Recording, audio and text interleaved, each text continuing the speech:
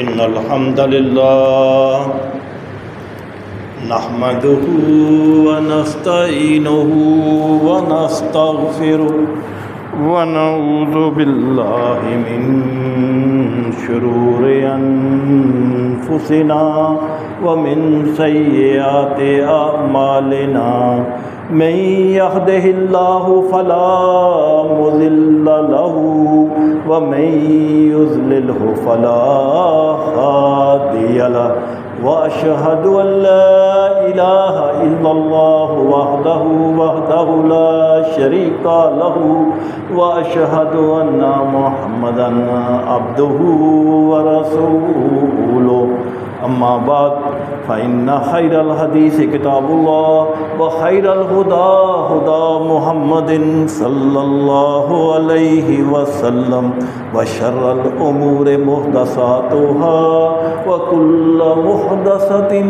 بدعة وكل بدعة ضلالة وكل ضلالة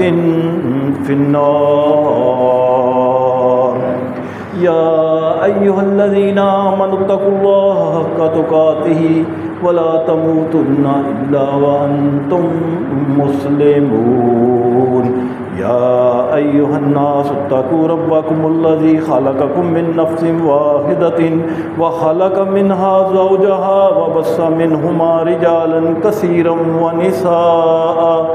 واتقوا الله الذي تساءلون به والأرحام إن الله كان عليكم رقيبا يا أيها الذين آمنوا اتقوا الله وقولوا قولا سديدا يصلح لكم أعمالكم ويغفر لكم ذنوبكم ومن يطع الله ورسوله فقد فاز فوزا عظيما اللهم صل على محمد وعلى آل محمد كما صليت على إبراهيم وعلى آل إبراهيم إنك حميد مجيد اللهم بارك على محمد وعلى آل محمد كما باركت على إبراهيم وعلى آل إبراهيم إنك حميد مجيد رب اشرح لي صدري ويسر لي أمري واحلل عقدة من لساني يفقهوا قولي سبحانك لا علم لنا إلا ما علمتنا إنك أنت العليم الحكيم أما بعد فأعوذ بالله السميع العليم من الشيطان الرجيم بسم الله الرحمن الرحيم وَأَقِيمُوا الصَّلَاةَ وَآتُوا الزَّكَاةَ وَارْكَعُوا مَعَ الرَّاكِعِينَ۔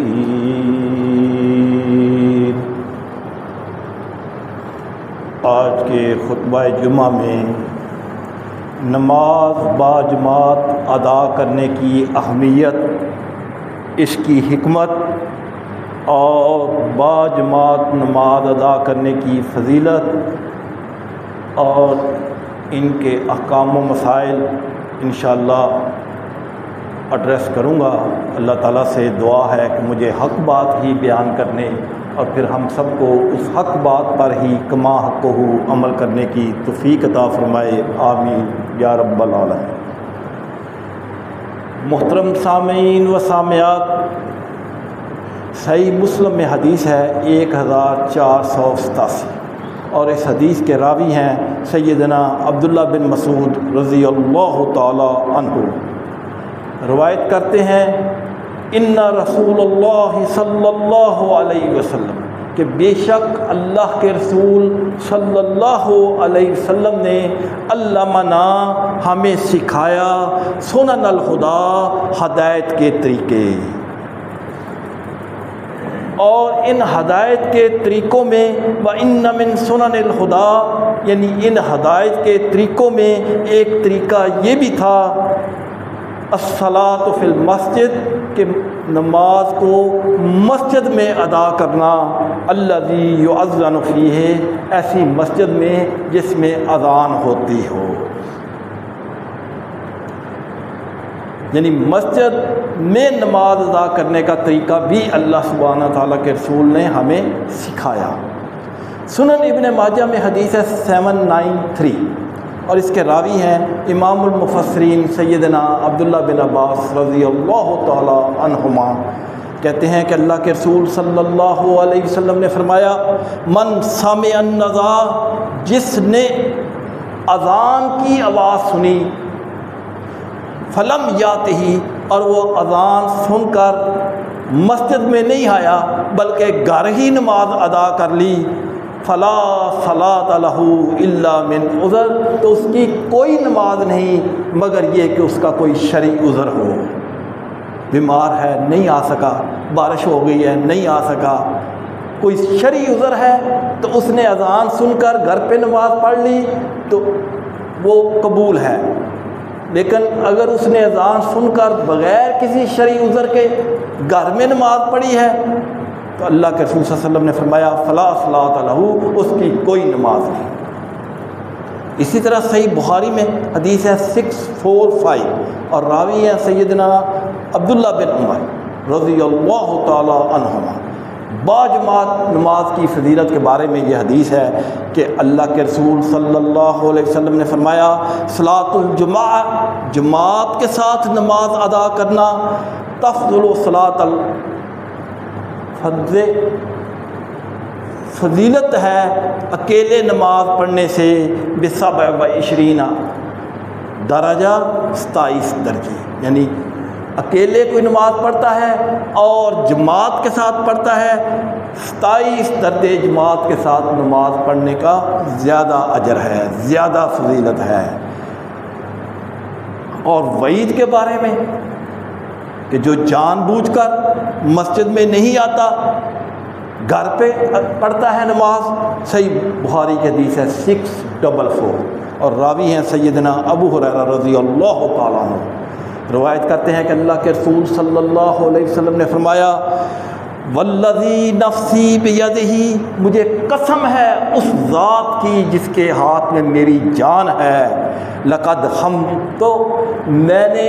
تحقیق ارادہ کیا ان آمرا بخاتب کہ میں کسی کو حکم دوں کہ وہ لکڑیاں جمع کرے اور پھر اذان کہی جائے، اور جو شخص مسجد میں نماز کے لیے نہیں آتا میں ان لکڑیوں سے اس کے گھر کو جلا دوں،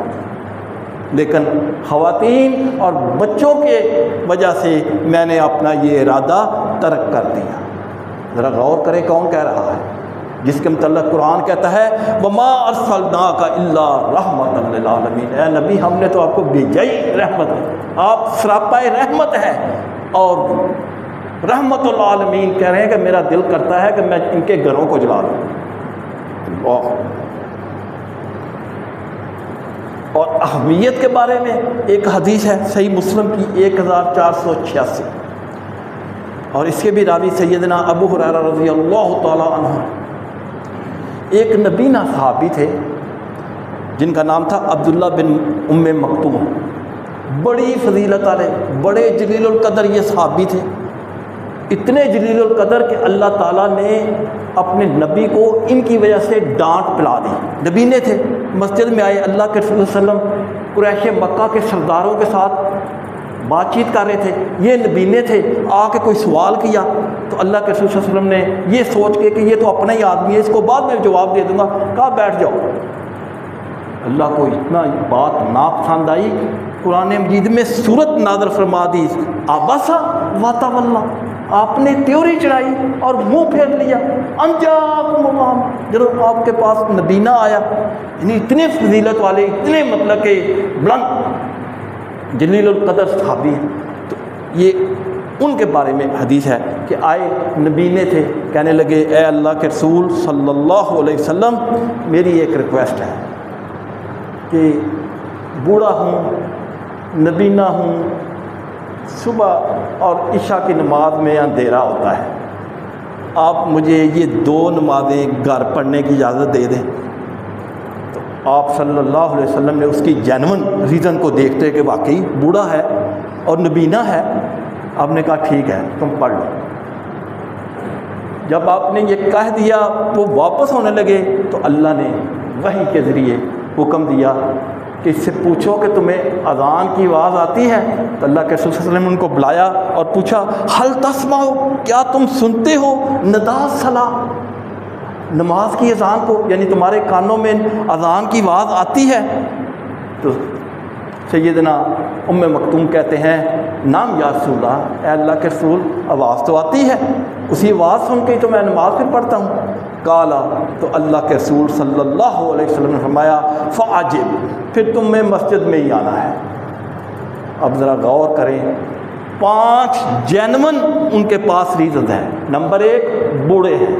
نمبر 2 نبینے ہیں، نمبر 3 اندھیرا ہے، نمبر 4 لانے والا کوئی نہیں، نمبر 5 مدینے کی گلیاں کچی ہیں، ناہموار ہیں، اے اللہ کے رسول میں آتا ہوں تو گرنے کا ڈر ہوتا ہے. 5 جینون ریزن ہونے کی وجہ سے اس کے باوجود اللہ کے رسول صلی اللہ علیہ وسلم نے ان کو کیا حکم دیا کہ آؤ مسجد میں ہی آؤ. اور ہمیں الحمدللہ ٹانگیں بھی سلامت ہیں، آنکھیں بھی سلامت ہیں، صحت بھی ٹھیک ہے، اس کے باوجود گھر پر.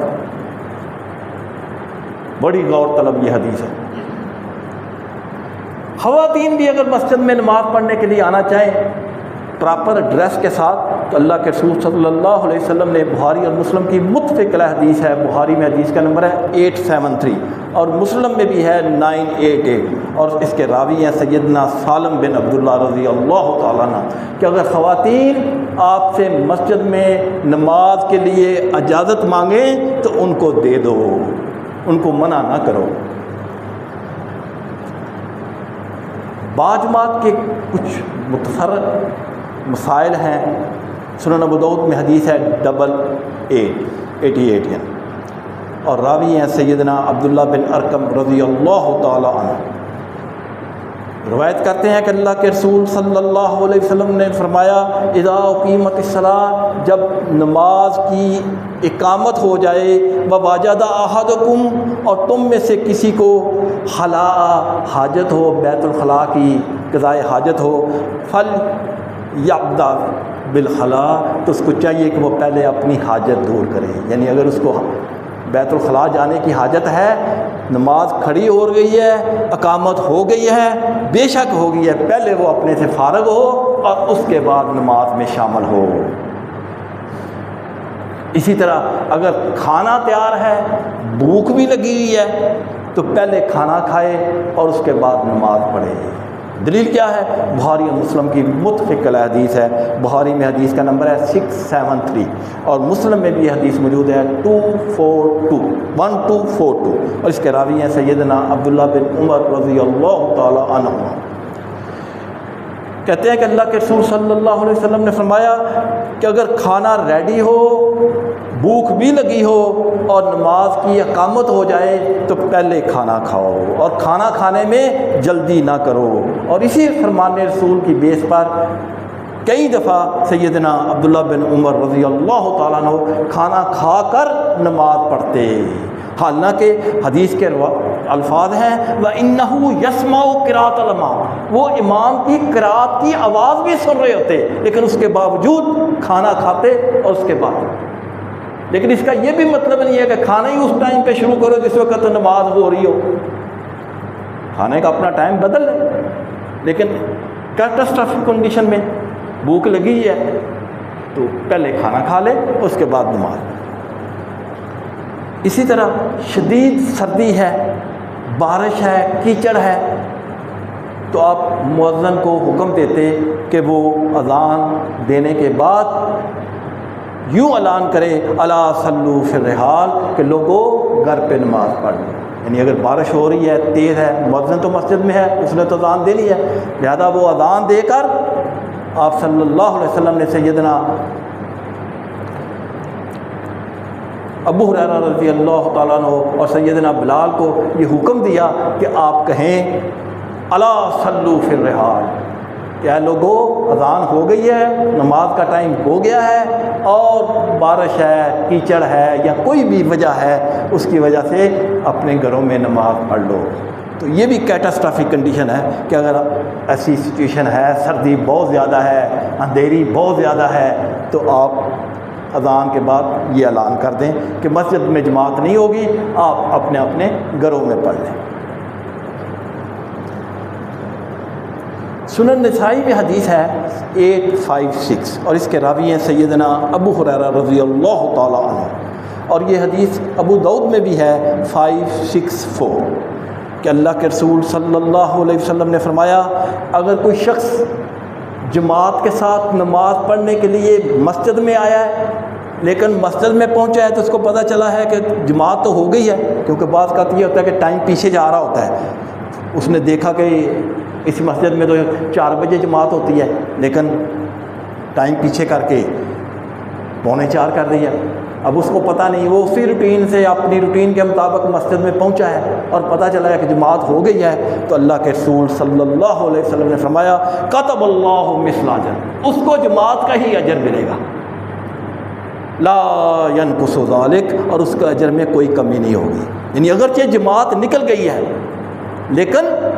اس کو ثواب جو ہے وہ جماعت کا ہی ملے گا، کیونکہ وہ تو اپنے جماعت کے حساب سے آئے، رستے میں کوئی پرابلم ہو گیا وہ علیحدہ بات ہے۔ اسی طرح جب آپ نماز کے لیے آ رہے ہوں تو راستے میں کوئی غیر اخلاقی حرکت نہیں کرنی چاہیے، وضو کر کے آ رہے ہیں غیر اخلاقی حرکت نہیں کرنی، مثال طور کسی کو برا بھلا نہیں کہنا، آتے آتے کوئی دوست مل گیا اس کو مذاق نہیں کرنا، انگلیاں نہیں چٹخانیاں، شرارت نہیں کرنی، ایسے ہی کسی کی بیل دبا دی یا کوئی کسی کا موٹر سائیکل ہے کہ اس کو مطلب کوئی شرارت کر دینی، مذاق کر دینا، کسی کا نقصان کر، اس کی اجازت نہیں۔ اللہ کے رسول صلی اللہ علیہ وسلم نے فرمایا فَإِنَّهُ فِي صَلَاةٍ، اس لیے کہ تم نماز میں ہوتے ہو، جب تم وضو کر کے اپنے گھر سے نکلتے ہو مسجد میں نماز پڑھنے کے لیے تو تم نماز کی حالت میں ہوتے ہو، فَإِنَّهُ فِي الصَّلَاةِ، تم نماز کی حالت میں ہوتے ہو، اس لیے کوئی غیر اخلاقی حرکت نہیں کرنی، اس لیے ثواب اسی وقت ہی شروع ہو جاتا ہے جب وہ گھر سے نکلتا ہے تو اس کو نماز کا ثواب ملتا ہے۔ بخاری اور مسلم کی متفق علیہ حدیث ہے، بخاری میں حدیث کا نمبر ہے 444 اور مسلم میں ہے 714، اور اس کے راوی ہیں سیدنا ابو قتادہ سلمی رضی اللہ تعالیٰ عنہ، کہتے ہیں کہ اللہ کے رسول صلی اللہ علیہ وسلم نے فرمایا اذا دخل احدکم المسجد، جب بھی تم میں سے کوئی مسجد میں داخل ہو فلیرکع، پس وہ پڑھے رکعتین، 2 رکعتیں، قبل ان یجلس، اس سے پہلے کہ وہ بیٹھے، یعنی مسجد میں داخل ہوا تو اس کو 2 رکعتیں تحیت المسجد ادا کرنی چاہیے، اور ضروری نہیں کہ اس مسجد میں، کسی مسجد میں بھی جائے، تو یہ مسجد کا پروٹوکول ہے کہ آپ 2 رکعتیں پڑھیں، کسی بھی مسجد میں آپ گئے ہیں نماز پڑھنے کے لیے یا نماز کے بغیر بھی، ویسے کسی کو ملنے گئے ہیں وہ مسجد میں رہتا ہے اور اس وقت نماز کا کوئی ٹائم نہیں ہے، تب بھی مسجد کا یہ پروٹوکول ہے کہ آپ 2 رکعتیں پڑھیں۔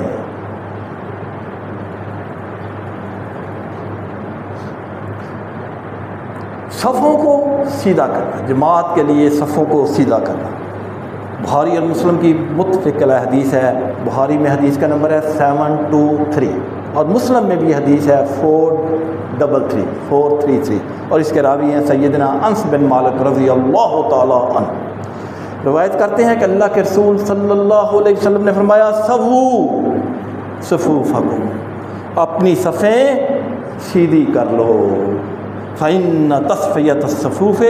بے شک صفوں کا سیدھا کرنا من اقامت الصلاۃ، نماز کا حصہ ہے، صفیں ٹیڑھی ہوں گی تو اللہ تعالیٰ تمہارے دلوں کو ٹیڑھا کر دے گا۔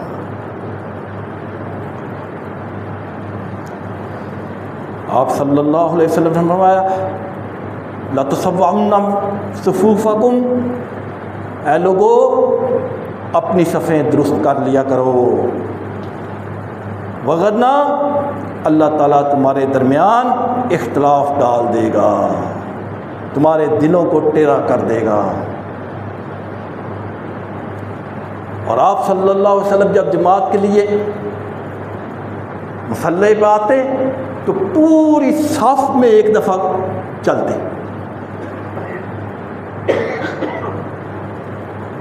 اور صحابہ کی بالکل سیدھا تیر کی طرح سیدھا کھڑا کرتے۔ صحیح بخاری کی حدیث ہے 725، اور اس کے راوی ہیں سیدنا انس بن مالک رضی اللہ تعالیٰ عنہ۔ یہ حدیث صحیح سنن ابو داؤد میں بھی ہے، اور حدیث کا نمبر ہے 663۔ روایت کرتے ہیں کہ اللہ کے رسول صلی اللہ علیہ وسلم ہمیں برابر صفیں سیدھی کرنے کا حکم دیتے، اور پھر اتنا ہوتا کہ ہر نمازی اپنے ساتھی کو دیکھ کر صف سیدھی کر لیتا۔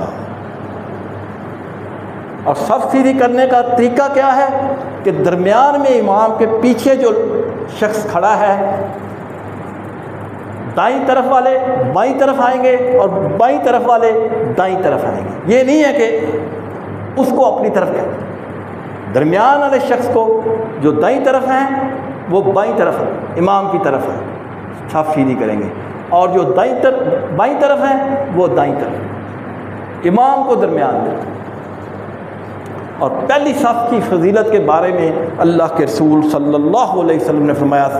سنن نسائی کی حدیث ہے 647، اور ابن ماجہ میں بھی حدیث موجود ہے 997، اور اس کے راوی ہیں سیدنا برا بن عازب رضی اللہ تعالیٰ عنہ۔ کہتے ہیں کہ اللہ کے رسول صلی اللہ علیہ وسلم نے فرمایا ان اللہ و ملائکتہ، بے شک اللہ تعالیٰ اور اس کے فرشتے یصلون علی الصف الاول، پہلی صف والوں کے لیے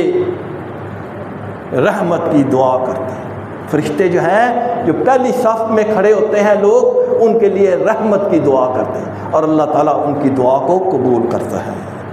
ان پر خصوصی رحمتیں نازل فرماتا ہے۔ اور سنن ابن ماجہ میں حدیث ہے 996، اور راوی ہیں سیدنا ارباز بن ساریہ رضی اللہ تعالیٰ عنہ۔ کہتے ہیں کہ اللہ کے رسول صلی اللہ علیہ وسلم نے پہلی صف میں کھڑے ہونے والوں کے لیے 3 دفعہ دعا کی، پہلی صف میں کھڑے ہونے والوں کے لیے 3 دفعہ دعا کی، اور دوسری صف میں کھڑے ہونے والوں کے لیے 1 دفعہ۔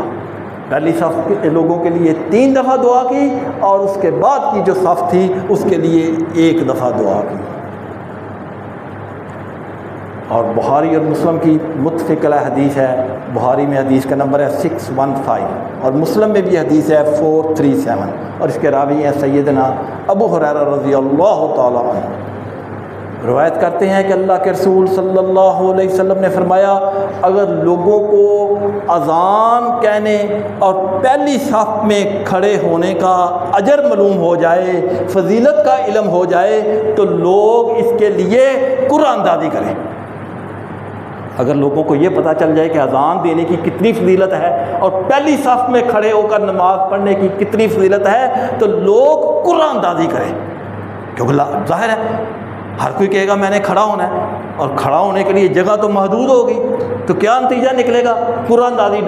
کی جائے گی کہ کون کھڑا ہو۔ اور یہاں پہ ہمارا حال یہ ہے کہ بالکل آخری وقت میں جب امام کھڑا ہوتا ہے تو اس وقت لوگ آتے ہیں۔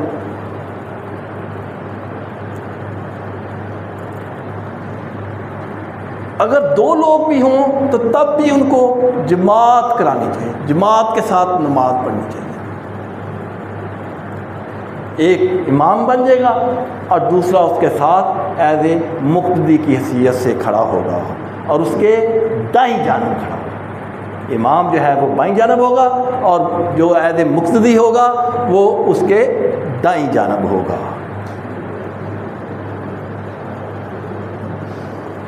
اب ایک اگر تیسرا شخص آ جاتا ہے تو اب کیا ہوگا سینیریو کہ جو ساتھ کھڑا ہے امام کے، اس کو وہ اشارہ کرے گا، وہ پیچھے آ جائے گا، امام کو نہیں دھکا دے کے آگے کریں گے، بلکہ جو ساتھ کھڑا ہے اس کو پیچھے کر لیں گے۔ لیکن بعض جگہ پہ ایسی سچویشن ہوتی ہے کہ پیچھے جگہ ہی نہیں ہے، دیوار ہے یا کوئی ایسی تھوڑی سی جگہ ہے جہاں پہ 2 لوگ ہی پڑھ رہے ہیں، پیچھے چارپائی ہے یا میز ہے یا کوئی دیوار ہے یا کوئی ایسی چیز ہے کہ وہ شخص جو ساتھ کھڑا ہو کے پڑھ رہا ہے وہ پیچھے آ ہی نہیں سکتا، آگے جگہ ہے، تو اس سچویشن میں امام کو چاہیے کہ وہ خود ہی آگے ہو جائے۔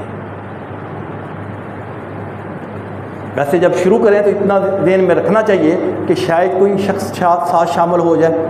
تو پہلے ہی اتنی پروویژن ہونی چاہیے، دیوار کے ساتھ ہی کھڑے ہونا چاہیے تاکہ پیچھے صف بن سکے۔ لیکن اگر بھول جائے، کوئی وجہ ہو جائے، تو پھر امام کو چل کر آگے ہو جانا چاہیے۔ اور اگر امام ہے اور پیچھے 2 لوگ نماز پڑھ رہے ہیں لیکن ایک کا وضو ٹوٹ جاتا ہے، اب وضو ٹوٹ گیا تو وہ آبویسلی چھوڑ کے نماز چلا گیا، اب پیچھے ایک ہی رہ گیا، تو اب اس شخص کو کیا چاہیے؟ اس کو اس کے دائیں طرف آگے چل کے امام کے دائیں طرف کھڑے ہو جانا چاہیے۔ ان سب حدیث سے بات کیا ثابت ہوئی کہ نماز کے دوران دائیں بائیں آگے پیچھے موو کرنے میں کوئی حرج نہیں اگر شرعی عذر ہے۔ ایکسٹرا آدمی آ گیا پیچھے ہو جائے، آگے جگہ نہیں آگے ہو جائے، دائیں نہیں بائیں، یعنی اجازت ہے کہ وہ موو کرے۔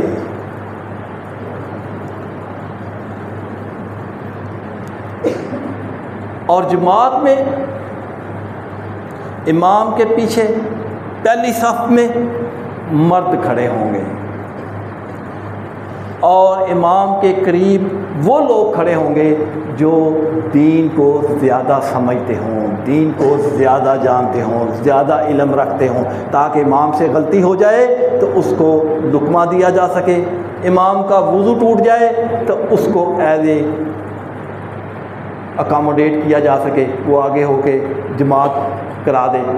تو یہ وہی کر سکتا ہے جس کو دین کا علم ہو، حافظ ہو، عالم ہو، دین کو زیادہ سمجھتا ہو، وہ امام کے پیچھے اور ارد گرد کھڑا ہو۔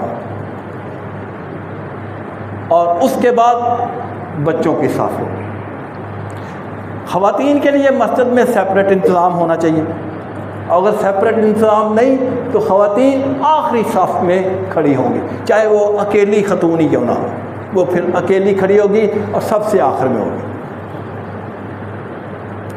امام کے آگے کھڑا ہونے کی اجازت نہیں، امام ہمیشہ سب سے آگے کھڑا ہوگا۔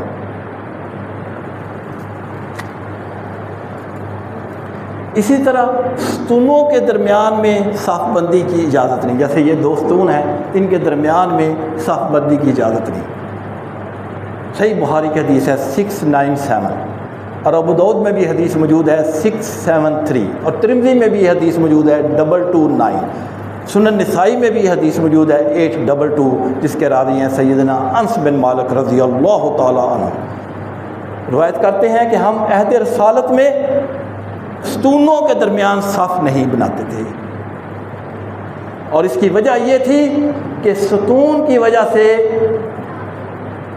صف جو ہے یہ ٹوٹ جاتی ہے، تو ہم ستونوں کے درمیان میں صف نہیں بناتے۔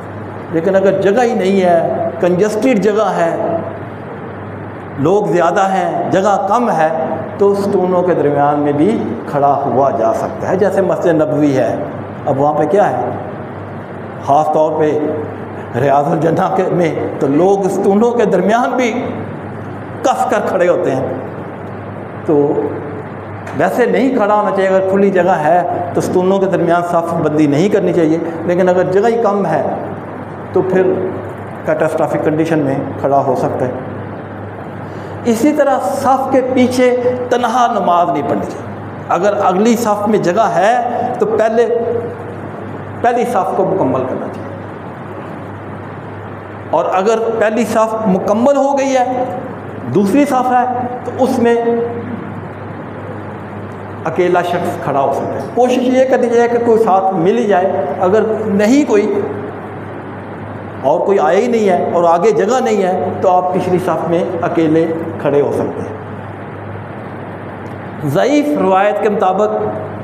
لوگ جو ہیں وہ آگے سے ایک بندہ کھینچتے ہیں، کیونکہ اللہ کے نبی صلی اللہ علیہ وسلم میں اکیلے نماز نہ پڑھو صف میں، تو آپ کو اس حدیث کو مد نظر رکھتے ہوئے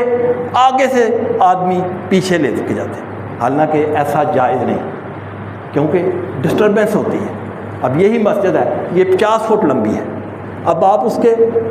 کارنر سے ایک آدمی کو پیچھے لائیں گے تو وہاں سے اس کو چلاتے چلاتے آپ 25 فٹ پیچھے اس کو لے کے آئے ہیں، اس کی تو نماز کا بیڑا غرق ہو گیا کہ 25 فٹ اس کو آپ گھسیٹتے گھسیٹتے اپنے ساتھ ملا رہے ہیں۔ یا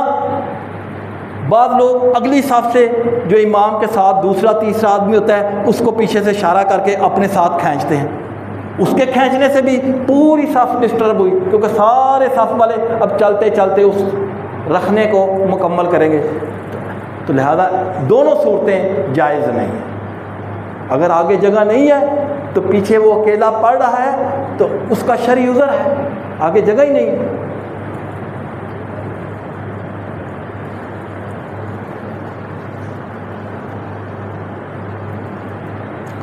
اس طرح امام اور مقتدیوں کے درمیان اگر کوئی دیوار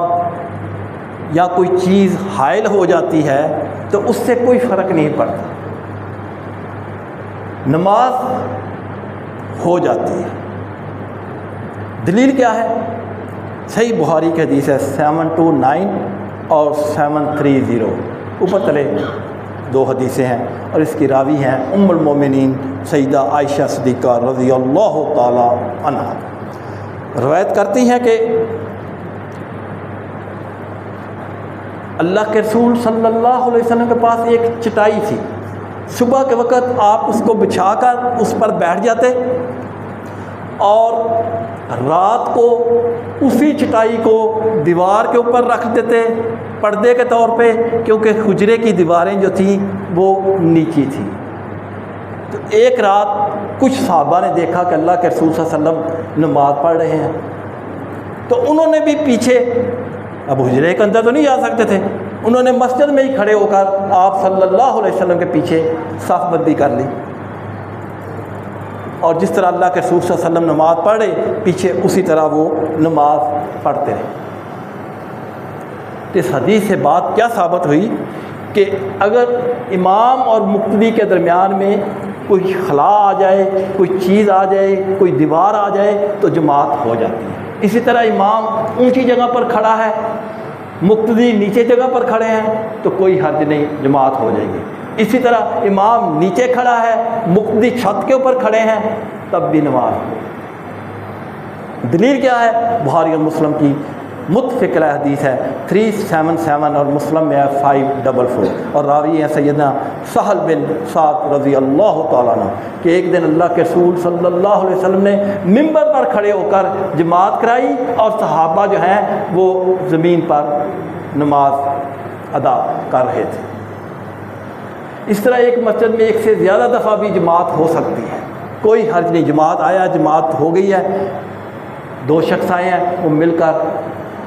دوبارہ جماعت کرا سکتے ہیں، اس میں کوئی کسی قسم کی حرج نہیں۔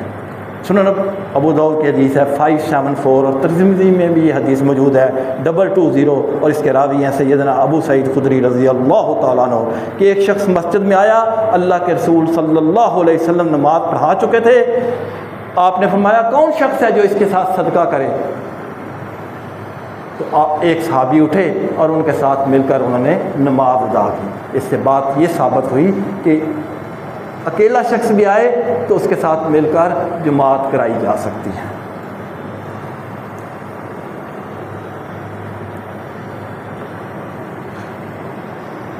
بعض اوقات ایک شخص آتا ہے اور وہ جماعت کی نیت کر کے کھڑا ہو جاتا ہے، بعد میں کوئی ایک اور شخص آتا ہے، حالانکہ اس نے امامت کی نیت نہیں کی ہوئی، ویسے ہی وہ نماز پڑھ رہا ہے، بعد میں ایک شخص آیا، دوسرے نے بتایا کہ یار اس نے ابھی نماز ہی شروع کی ہے، تو اس کے ساتھ مل کر ایز اے امامت کے طور پہ اور مقتدی کے طور پہ جماعت کرا سکتا ہے۔ دلیل کیا ہے؟ صحیح بخاری کی حدیث ہے 699 اور مسلم میں بھی یہ حدیث موجود ہے 763، اور اس کے راوی ہیں امام المفسرین سیدنا عبداللہ بن عباس رضی اللہ تعالیٰ عنہ، کہتے ہیں کہ ایک دفعہ میں اپنی خالہ میمونہ ام المومنین سیدہ میمونہ رضی اللہ تعالی عنہا کے گھر میں تھا کہ رات کو آپ صلی اللہ علیہ وسلم تہجد کے لیے اٹھے، میں نے دیکھا تو میں نے بھی وضو کر کے اللہ کے رسول صلی اللہ علیہ وسلم کے ساتھ کھڑا ہو گیا۔ تو اس سے حدیث سے یہ بات ثابت ہوئی کہ اگر کوئی شخص پڑھ رہا ہے تو کوئی شخص بعد میں آیا ہے تو وہ اس کے ساتھ مل کر جماعت کے طور پر شامل ہو سکتا ہے۔ اور جماعت میں شامل ہونے کا طریقہ یہ ہے کہ جو ہی آپ مسجد میں آئیں، امام کو جس حالت میں پائیں شامل ہو جائیں۔ عموماً دیکھا گیا ہے کہ امام اگر سجدے میں ہے نا تو آدمی کھڑا رہتا ہے کہ یار ابھی یہ اٹھ جائے، دونوں سجدے کر کے اٹھ کے کھڑا ہو تو میں پھر اس کے ساتھ ملتا ہوں۔